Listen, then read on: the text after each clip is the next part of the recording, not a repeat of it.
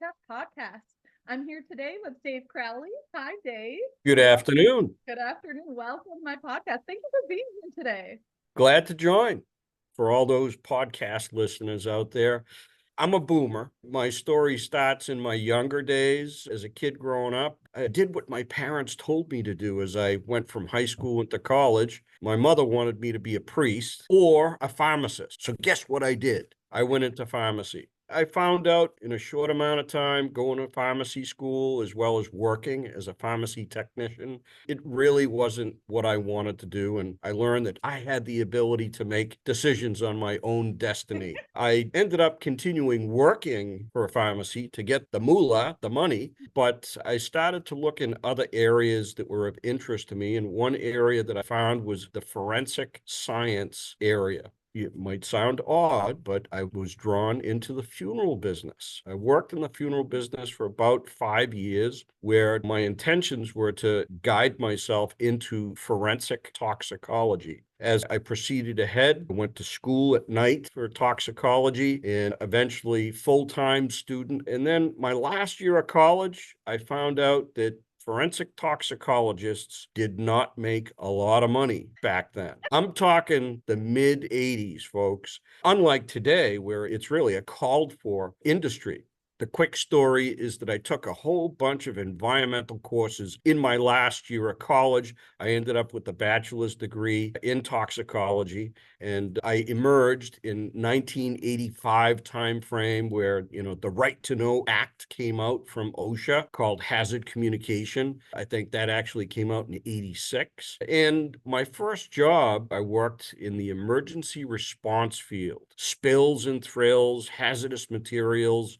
Day one of the job, they walked me over to this closet and they said, Dave, you're the new guy. You have to order all of our safety equipment. And they opened up this big closet, and in there were respirators and gloves and boots and suits and self-contained breathing apparatus. Oh my goodness, you're going to have to show me how to take care of this. And they hooked me up. They gave me training, and that was day one of my safety career. And flash ahead to present day, here I am, 35 years later. I am a well-rounded environmental health and safety professional. That sounds fantastic. And wow, when you think about the last 35 years in EHS, what a time of transformation for this career. You've seen so many things evolve over the last 35 years. Do you want to call out for me what have been like the biggest changes over that time frame that's just rocked your EHS world? When I started out, safety was safety and environmental was environmental. Two separate career tracks, if you will. And one major transformation is that's become combined into EHS. And that's common language to many of the podcasters out there listening in. Although there's probably some companies out there that still separate the two, but the EHS generalist is, I think, commonplace within industry, or at least in manufacturing where I work now. Aside from that, I would say the tone in role of the EHS professional is one that's pointed towards relying upon others, gaining support from operations people, gaining support from others instead of a situation of, oh, gee, somebody got injured, go see the safety person. That's not the way that high-performing companies operate today. They empower others to participate in safety, and the safety professional plays a very important role to enable that. Aside from that, you've got the dynamics of the regulatory community, right? OSHA and EPA. Over 35 years, that has changed. A lot of regulations have come forth, and with the current administration in Washington, D.C., you can understand that there's a heavy hammer approach that's being used by both OSHA and EPA, whether you look at the dollar amount fine that's out there or how the interaction is with the regulatory community. That's transitioned quite a bit from the way things used to be back in the 80s when I first embarked on this ride. I think about how much the internet has changed things. It's benefited considerably from the visibility to regulation. I can go Google, what are the rules for confined space? And Google can help me get to that quickly. And that accessibility has been amazing for EHS practitioners. But on the flip side, a lot of citations online, like the shame game is bigger than ever with social media, employees being able to say things about their employers on LinkedIn. You're tickling my brain cells. Like I said, I'm a boomer. So I started out with the big, thick paper copy of the OSHA regulations, but the Internet of Things, or IoT, as they say, of late, AI, right? That's a whole other area that's really exploding, an opportunity for safety professionals to get involved. You're right. A lot of stuff at the fingertips of an EHS professional enables EHS professionals to be at the top of their game, whereas before in the past, it was more of a struggle. So that gives an advantage to the present day EHS professional to be as effective as they can. When you talk about learning and sharing that takes place between EHS professionals, just the mere fact that cell phones are abundant. Everybody's got one, and you can call friends, whether it be people you went to school with, people that work as a competitor to your organization. There's likely some conversation that takes place that gives an advantage to a safety professional, EHS professional, to further prevent the next incident from happening, whether it be an injury or an environmental spill or release type situation.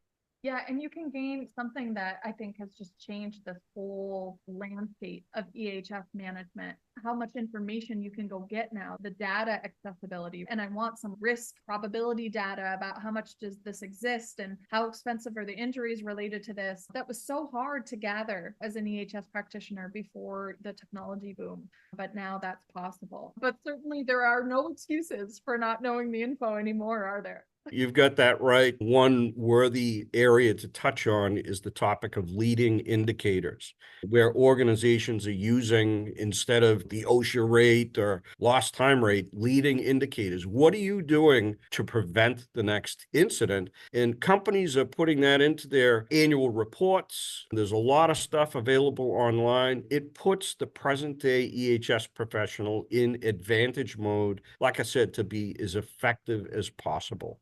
Now, that being said, I've noticed the challenge of increasing expectations. In my previous practitioner career, many of my colleagues, whether it was pandemic response, fell to us. Now the mental health programming is really blowing up and seems to be shifting towards an EHS responsibility in addition to HR. Sustainability. I want to hear from you, David. Have you seen this issue in your career, and how have you navigated this if you have?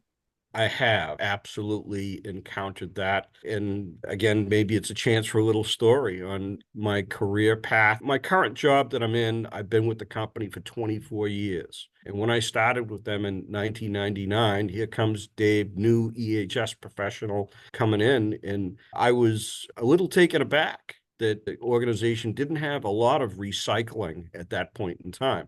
Now, mind you, I'm talking back in 99, 2000, but I made a name for myself by saying to my boss, hey, I want to do something about this recycling thing. It fits the E for environmental. Are you okay with it? And he said, yep, go ahead, no problem. Little did we know that that act would save the company money and benefit the environment as a green activity.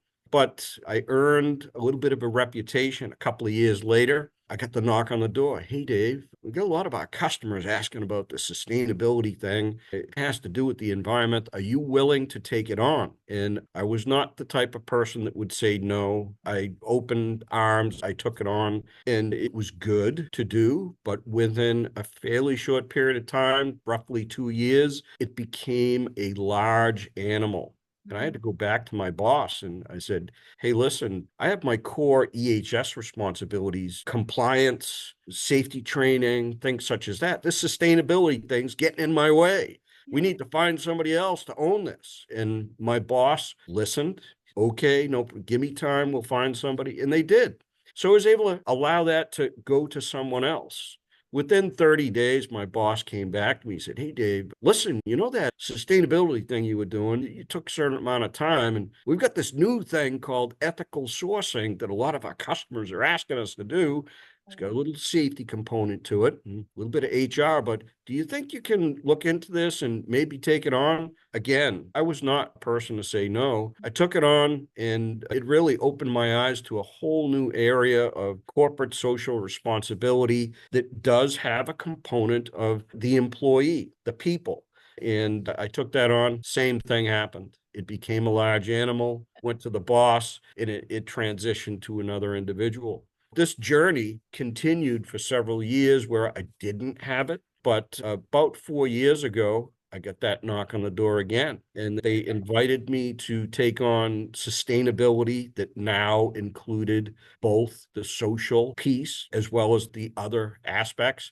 And I once again said yes, but I also was smart enough to say, yes, but we should really think about hiring a subject matter expert that's a sustainability professional. And I could have that person report to me and it won't get in the way of my duties. And thankfully, my boss said, that's a great idea. We'll make that happen. So it took a couple of months for us to find the right individual, but the rest is history. I maintain those responsibilities in my role as a vice president of EHS and sustainability, and it seems to be working well. It blends in together. I use all the same skills that I use as a safety professional with managing the sustainability and social responsibility efforts.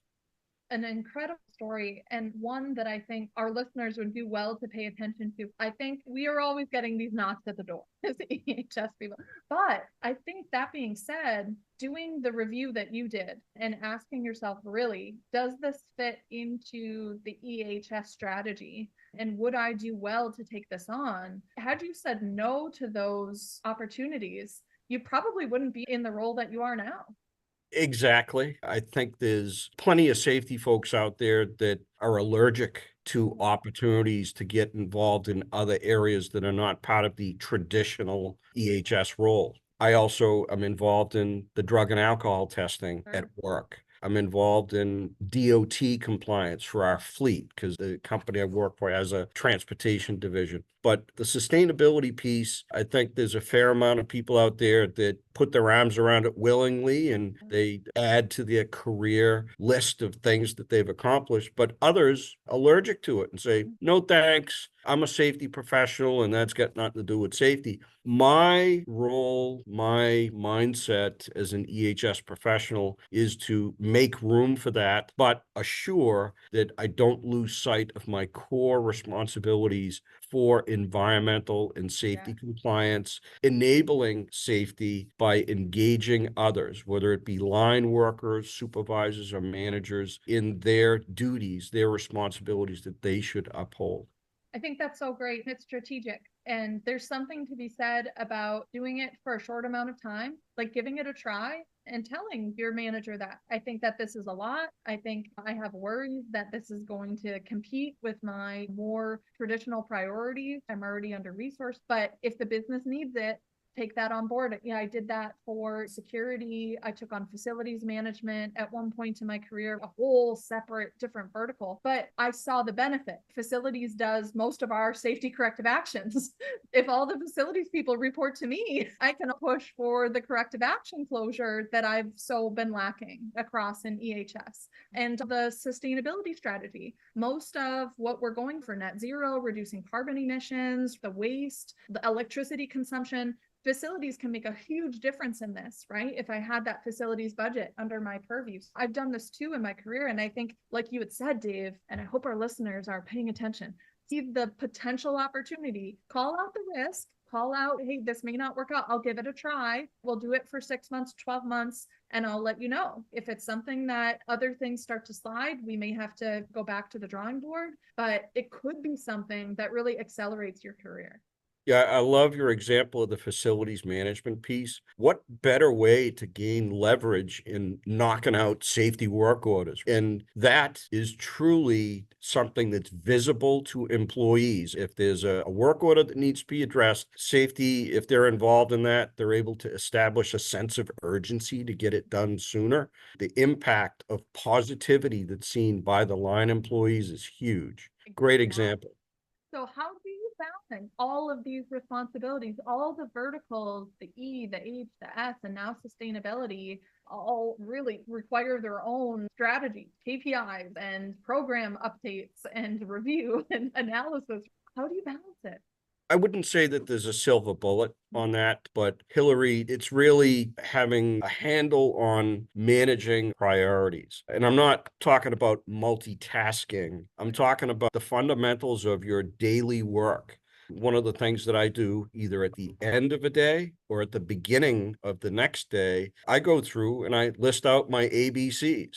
What are the things that I'm going to do in my role where I'm involved in different areas? Make sure that's balanced. I don't lose sight of the major projects that are underway or the little things that I can move ahead to gain progress on. Aside from that, I think one of the techniques that I've used, and I forget who it was that I heard this from back several years ago, was the term operationalized safety. And I heard about it, and that's great. Let me see if I can give that a try. It could be many of the folks that are listening in are clued in on this operationalized safety. It has to do with identifying champions that can own certain programs within the safety space. Lockout, tagout. If you're a safety professional and you're viewed as the champion of lockout, tagout, where you're at, big mistake. If you're able to identify somebody within the operations ranks, and mind you, I work in manufacturing, I'd target the maintenance manager to be that champion, position them to own the written program, to participate in the hands-on lockout, tagout training for authorized workers each year.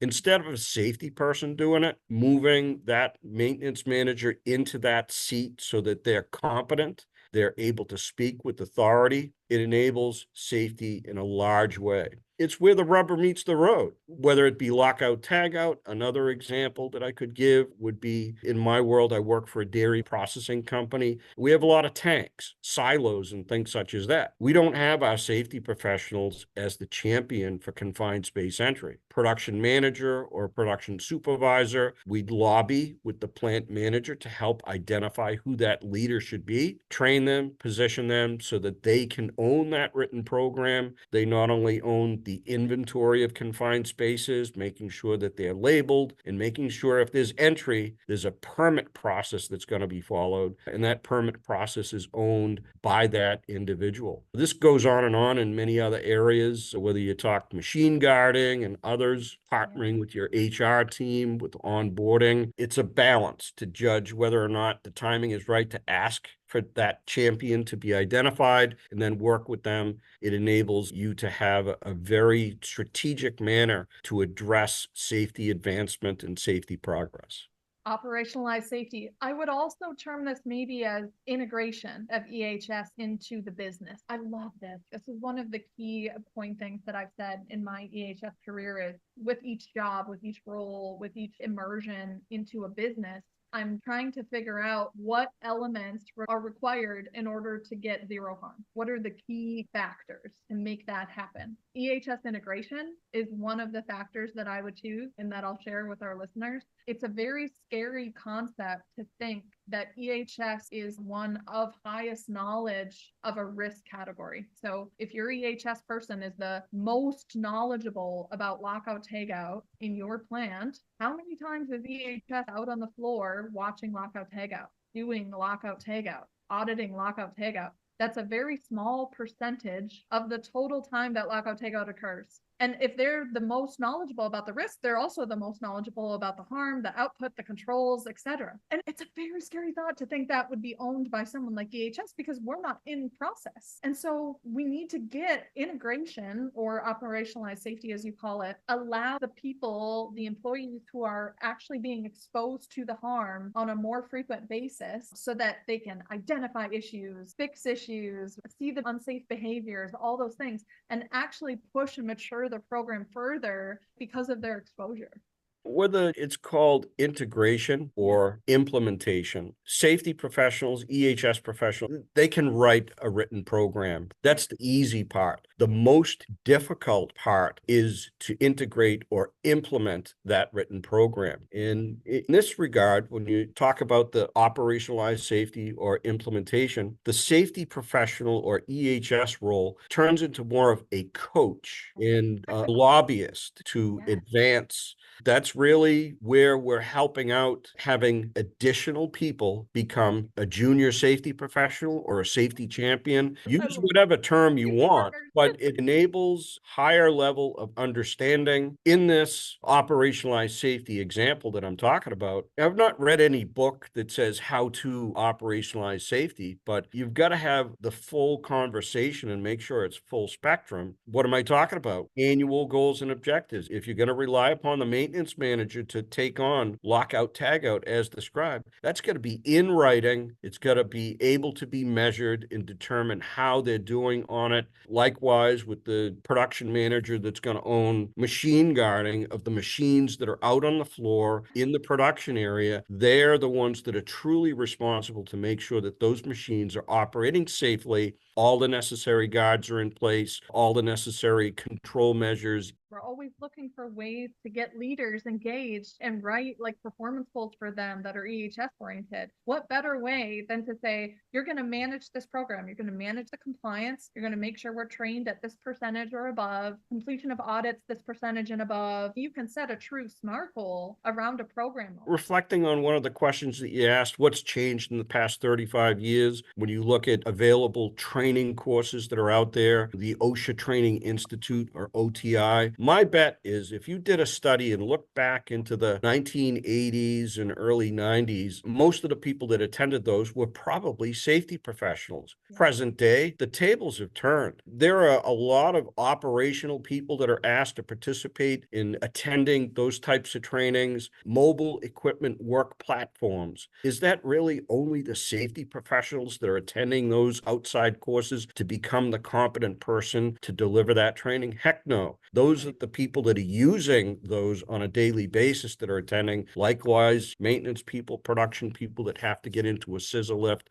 things such as that. Again, that enables safety to be implemented further by individuals that are actually using that equipment. Yeah, and I think in my career so far, I've used integration because we need to think more strategically about business processes that already exist and integrating EHS into it. So you brought up orientation onboarding. This is something I've done in my past. We're not the only ones doing orientation onboarding. Quality needs to do it. HR, production, operations needs to do it. A process already exists. Why not actually just integrate EHS into the process that already exists? There's onboarding checklists that HR has for every job position. Why not add in the EHS performance activities as well? And that's what I did in a previous job. I redid orientation onboarding into a phased approach. Like phase one would be they'd get PowerPoint training that we have to deliver on day one. Phase two would be the HR checklist. And we just added all the EHS competencies that they had to know, like a review of the ergonomics of the role, an ergo assessment, having reviewed their PPE and feeling comfortable wearing the PPE required for their job.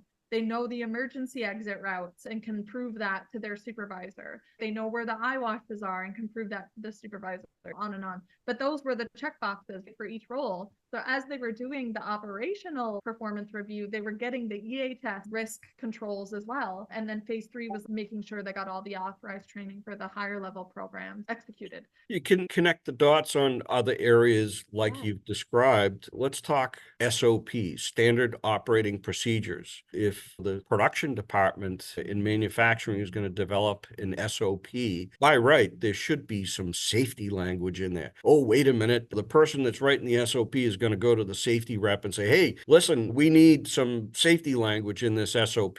My answer is heck no. You want to have that technical writer or that individual from the production department in what we call JHA, job hazard analysis, and you integrate that job hazard analysis into that SOP. The safety professional reviews that, but they're not necessarily the primary author. And it's riding a bike and having training wheels. You're dealing with somebody that's never done that before, and you're teaching them how to do it. It's a coach mode. The safety rep is the coach mode. They're the training wheels. Eventually, those wheels get taken off because there's a competency level of experience that's been achieved with that individual that's writing the SOP.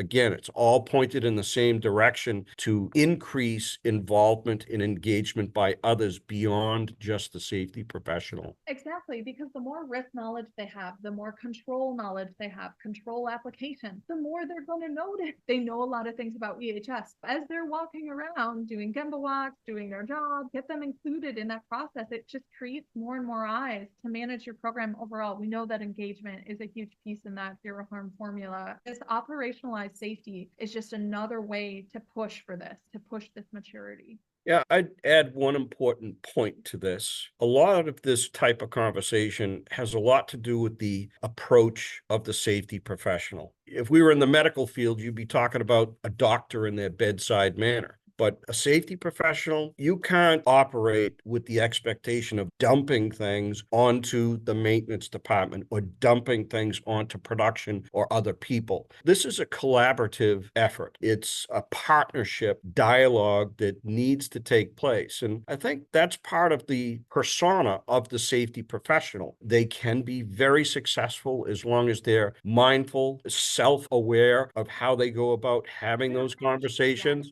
It's critically important so that you don't end up with the, oh man, that safety department, they keep dumping the stuff on them. They should be doing it. If the conversation is, this is a program change I want to make, you have to show the business value. You have to show why and be prepared for the pushback of why should these other cross-functional groups take on something that is perceived as an EHS responsibility. What does it give us? It gives us collaboration and engagement, gives us stronger EHS culture, more participation, which should lead to more risk review, seeing things, fixing things, better employee environment for that engagement. Also, the performance opportunity to develop and to take on a project and to show that this person can lead this new project, take on a proficiency, become a champion. And I think to your point, Dave, and this is what I was going to say before, thank you for reminding me, it should always be EHS is going to be involved. And then the goal would be to take a step back. Now, we're still going to always be looking over. All these programs are still always ours.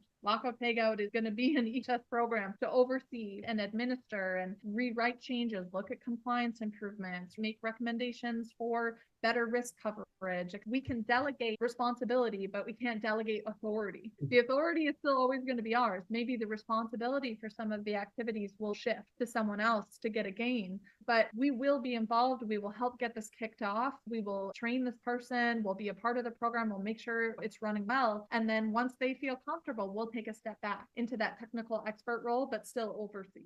One of the things that I'll offer up to those listening to the podcast is that this is not something that I dreamed up and acted upon on day one. There was a lot of conversations. There was selling that took place. Safety professionals, EHS professionals, we are professional sales people. I had to sell this to my boss before I approached multiple plants and multiple plant managers. I needed to have the backing of the company executive that I reported to. And one of the key words was ownership. Identified a need to actually implement written programs. And the problem is we didn't have ownership where it is today. And following the operationalized safety model that I've described, that has really enabled us to solidify ownership at the floor level. Whether you're in manufacturing or you're in construction or whatever area you're working, pharmaceutical, the same approach, the same technique can be used. You'd need to modify your approach, but making sure you've got the backing and support of your company executives or whoever your boss is critically important. That sales gene is something that you need to really tap.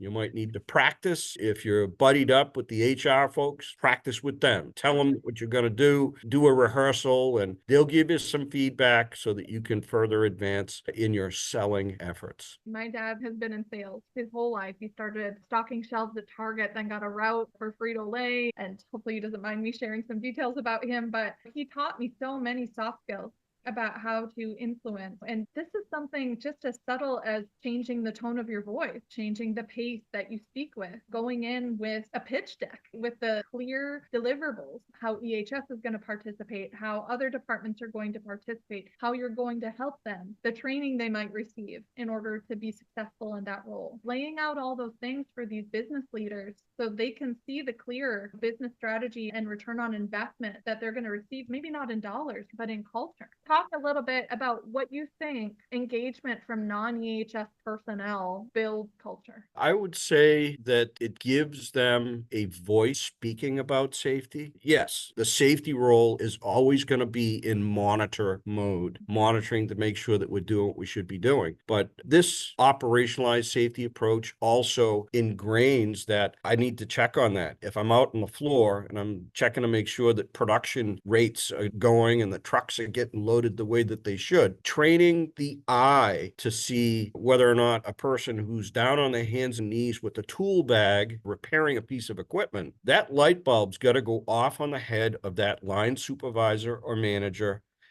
Is lockout, tagout in place? Having these types of conversations and engaging people at this level that we've discussed enables that light bulb to light up. And they're going to have that conversation. Hey, how's lockout, tagout going here? Hopefully the response is going to be, oh, it's going great. I got my lock and tag right over here, and Johnny's with me, and he's got his lock and tag on it too. And it gives an opportunity for that supervisor or that manager to say, thank you, great job. Positivity. That's what helps establish a great atmosphere for safety. Call it a culture, call it the safety climate, whatever you do, but that really enables us to be preventing that next injury event. It's not just the safety person that's out there saying, do you have lockout, tag out? Thank you very much, you have, or coaching as necessary. Right. That really helps have firing on all cylinders with respect to the safety atmosphere at the facility. One of the things that leading organizations do is that they conduct safety culture surveys, or sometimes they're called employee perception surveys. Yeah. One technique that I've used beyond doing surveys is having a conversation with a plant manager, line manager, supervisor, or lead. Sometimes we call people leads. Give the imagination, say, hey, listen, what would the results be if we did a survey and asked all the people that you're responsible for? Let's say this person's name is John Doe, and we sent a survey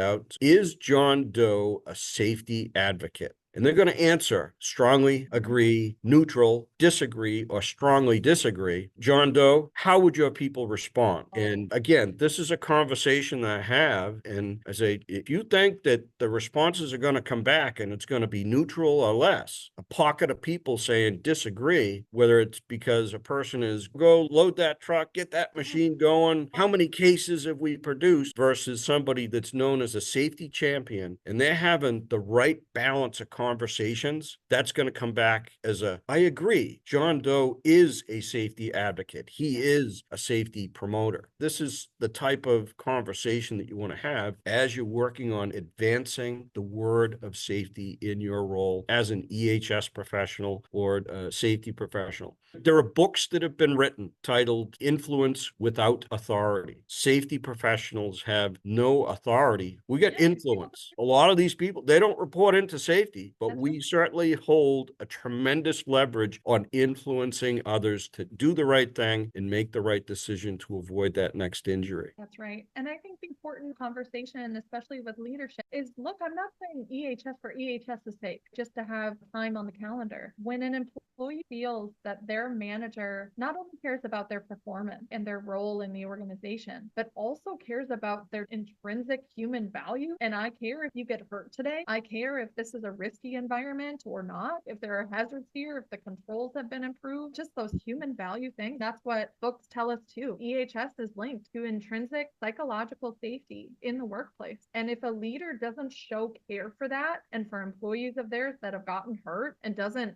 fix things and doesn't ask and doesn't have empathy, then they intrinsically don't think that their leader cares about them as a person. They can't possibly care about my value. So it's not EHS for EHS's sake. It's about the employees and their value that they bring to the organization and the world. Amen to that all the way. It goes without saying, in that environment that you described, if it's not present, you can bet you'll be spending a lot more time on incident investigation and speaking with the workers' compensation insurance adjusters and all that. Better to be proactive and reduce that amount of your schedule accordingly. Exactly. I think if we're going to wrap up, thank you so much for being a guest on my podcast. It has been amazing to discuss these topics with you, from operationalized safety to collaboration with other functions, taking on more responsibilities, to the story of your career. Thank you so much for your transparency and sharing that with all of our listeners. Great to be on the call.